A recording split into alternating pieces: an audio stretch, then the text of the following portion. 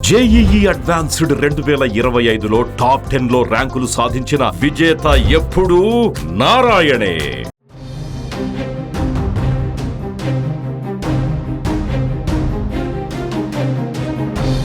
AP ప్రభుత్వం ఏడాది పాలన పూర్తి చేసుకున్న సందర్భంగా తల్లికి వందనం పథకం కింద నిధుల్ని విడుదల చేసింది. ఈ పథకం ద్వారా విద్యార్థుల తల్లుల ఖాతాలలో 13,000 జమ చేయనున్నారు. మిగిలిన 2,000 పాఠశాలల అభివృద్ధికి ఉపయోగిస్తారు. అర్హులైన తల్లుల ఖాతాలలో డబ్బులు జమ చేయాలని సీఎం చంద్రబాబు ఆదేశించారు. పథకం అమలుకు ప్రభుత్వం మార్గదర్శకాలు విడుదల చేసింది.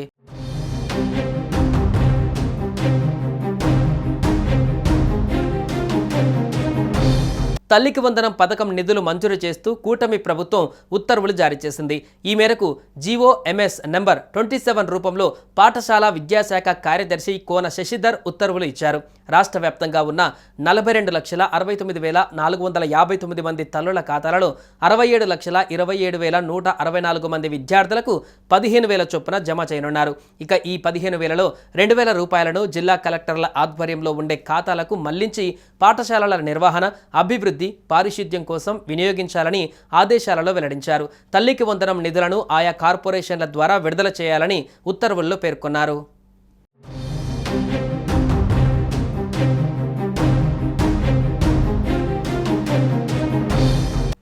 మరుగుదొడ్ల నిర్వహణ నిధికి 1,000, పాఠశాల నిర్వహణ నిధి కోసం మరో 1,000 చొప్పున మినహాయించి మిగిలిన 13,000 ఖాతాలలో జమ చేయాలని నిర్ణయించారు.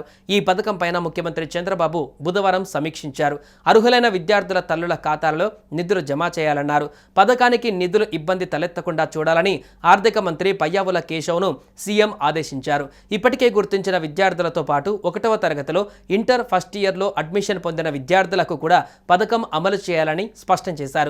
పథకం అమలులో ఇబ్బందులు లేకుండా సంబంధిత శాఖలు సమన్వయం చేసుకోవాలని సూచించారు.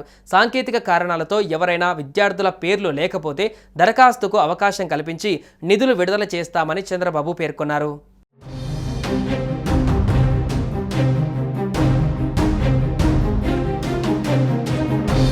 ఇక ఈ పథకం రూల్స్ రెగ్యులరైజేషన్ విషయానికి వస్తే విద్యార్థి రాష్ట్రంలో శాశ్వత నివాసి అయి ఉండాలి, దరఖాస్తులో తల్లి అయి ఉండాలి, కుటుంబ ఆదాయం ప్రభుత్వం నిర్దేశించిన పరిమితికి లోబడి ఉండాలి, నమోదు చేసుకుని తల్లులు పిల్లలను వెంటనే గృహ డేటాబేసుల్లో నమోదు తప్పనిసరి, ఇంట్లోని తల్లులు తమ బ్యాంక్ అకౌంట్కి సంబంధించిన ఖచ్చితంగా ఈ కేవైసీ ఖచ్చితంగా ఉండాల్సిందే, బ్యాంక్ ఖాతా యాక్టివ్గా ఉండాలి, లేకుంటే డబ్బులు పడవు, అలాగే ఎన్పిసిఐతో ఖచ్చితంగా లింక్ చేసి ఉండాలి.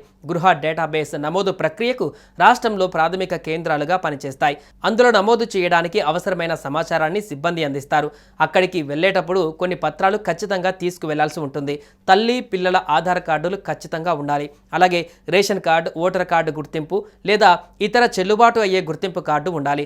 కుటుంబ వార్షిక ఆదాయం 2.5 లక్షల కంటే తక్కువగా ఉండాలి. బ్యాంక్ అకౌంట్ డీటెయిల్స్, పిల్లల డీటెయిల్స్ తీసుకువెళ్ళాలి. అందులో పిల్లల date of birth certificate, 75% attendance certificate ఉండాలి. తల్లికి వందనం పథకం కోసం దరఖాస్తు చేసుకోవడానికి ఆఫ్లైన్ పద్ధతులు ఉన్నాయి. గ్రామ లేదా వార్డు సచివాలయానికి వెళ్లి దరఖాస్తు అక్కడి సిబ్బందికి ఇవ్వచ్చు. వాటిని అధికారులు నిర్ధారిస్తారు. ఆ తర్వాత 15,000 నేరుగా బ్యాంక్ అకౌంట్లో పడతాయి.